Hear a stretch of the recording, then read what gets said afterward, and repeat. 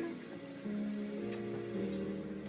Et je me suis converti et 2 ans sont passés. À 18 ans, le Christ m'a appelé à son ministère.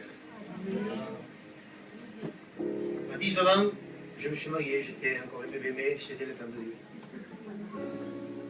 Je suis monté aux études et ça fait 7 ans que je prêche l'évangile. Alléluia!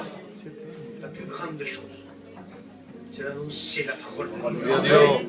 Folie pour ceux qui périssent. Et pour moi, l'Église de Dieu, victoire pour ceux qui croient. Alors, mon père, ça fait à peu près 15 ans qu'il prêche. Ça fait 7 ans que je prêche, mon frère il vient de commencer à prêcher.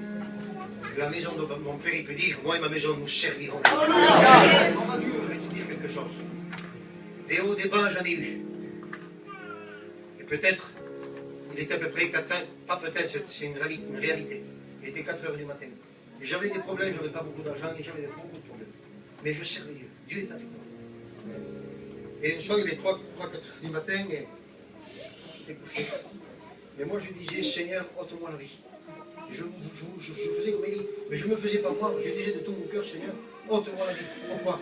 Parce que je disais, Seigneur, il y a des millions de serviteurs dans le monde entier. Qu'est-ce que je vais faire qu'eux n'ont pas fait?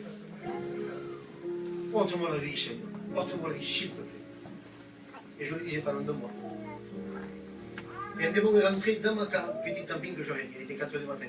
Mon frère dormait et moi je me suis réveillé.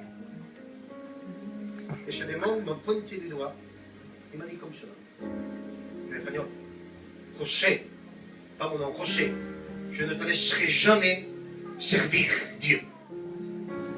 Et moi, la vérité, j'étais à bout, je ne pouvais plus.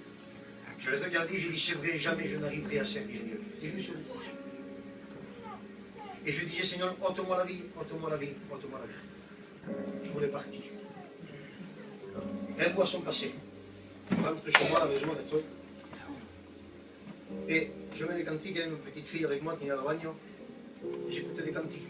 Et j'ai senti la présence de Dieu descendre près de moi. Je savais qu'il était là. Et à peine que la présence de Dieu est descendue, j'ai dit, Seigneur, maintenant que tu es là, je vais en profiter. Et j'ai dit, maintenant que tu es là, Seigneur, ôte-moi la vie, je m'en vais contigo. Et une voix s'est fait entendre et il m'a parlé. Il m'a dit, pas encore. Parce que j'ai besoin de toi pour prêcher l'évangile. Aujourd'hui, je prêche beaucoup plus qu'avant. Amen. Je veux me consacrer beaucoup plus qu'avant. Je veux te dire quelque chose, jeune.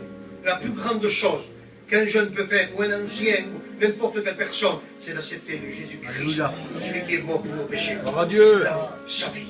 C'est le merveilleux, c'est le meilleur. Amen. Alors je t'invite à l'inviter dans ton cœur. Amen. Que l'Éternel vous bénisse.